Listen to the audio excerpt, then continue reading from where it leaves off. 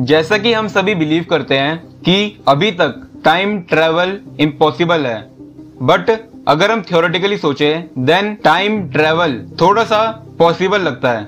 And अगर आप जानना चाहते हैं कैसे, देन इस वीडियो को एंड तक देखें। Hello time travellers, I am time यात्री। आज की वीडियो का टॉपिक होने वाला है टाइम ट्रेवल थ्योरीज। आज इस वीडियो में हम समझेंगे 3 theoretical methods to do time travel. So without wasting our time, let's get started.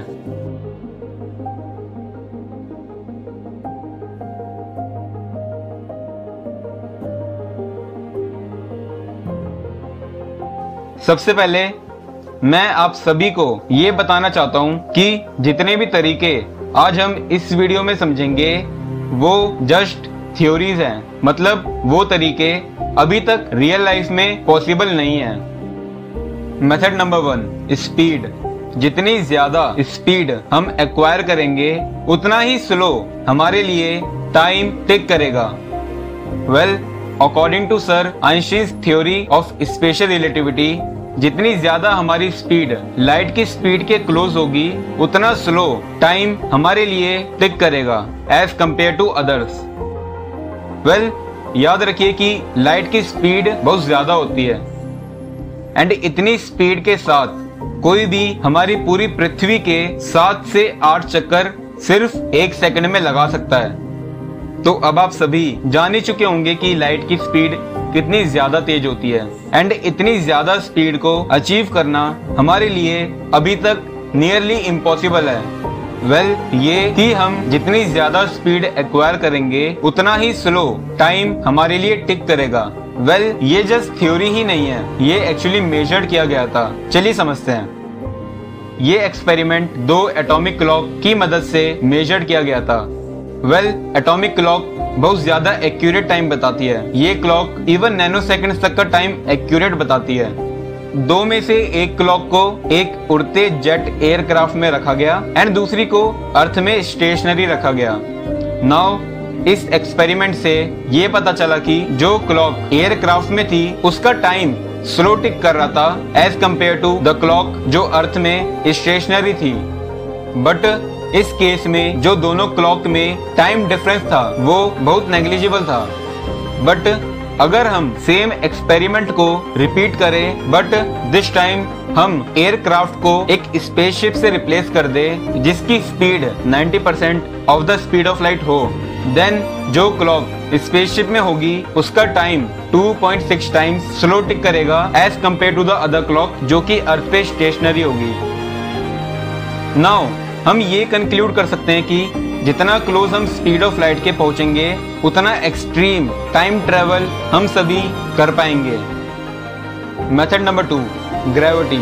ये मेथड भी सर आइंस्टीन से इंस्पायर्ड है। According to his theory of general relativity, जितनी ज्यादा ग्रेविटी हम फील करेंगे उतना ही स्लो टाइम हमारे लिए टिक करेगा।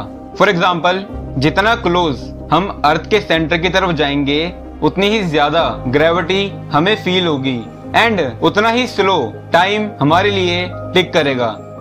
तो इसका मतलब टाइम हमारे पैरों के लिए स्लो टिक करता है as compare to our head. And इसका मतलब हमारा हेड हमारे पैरों से एज में थोड़ा बड़ा होता है। वेल, ये टाइम डिफरेंस भी बहुत ही ज्यादा नेग्लिजिबल होगा। Method number 3, stop.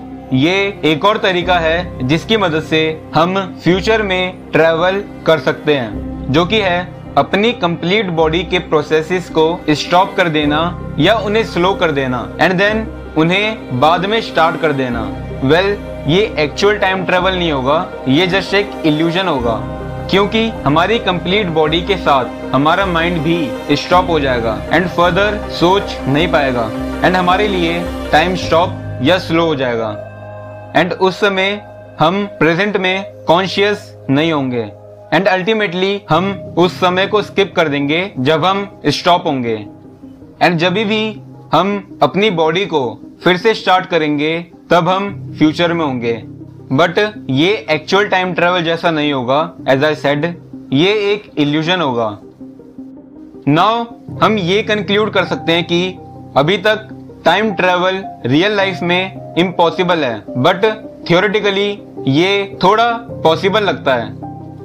But according to me जो एक्चुअल टाइम ट्रेवल होगा वो इन सब से बहुत ही ज्यादा डिफरेंट होगा। And believe me, time travel कभी ना कभी जरूर पॉसिबल होगा। आई होप अब आपको सारे मेथड्स बहुत अच्छे से क्लियर हो गए होंगे। सो एट द एंड रिमेंबर, अगर आपको मेरी कंप्लीट वीडियो में कहीं पे भी डाउट हो या कोई चीज कंफ्यूजिंग लगे, then you are always welcome in the comment section. चलिए अब मैं आपसे मिलता हूँ मेरी अगली वीडियो में बहुत जल्दी।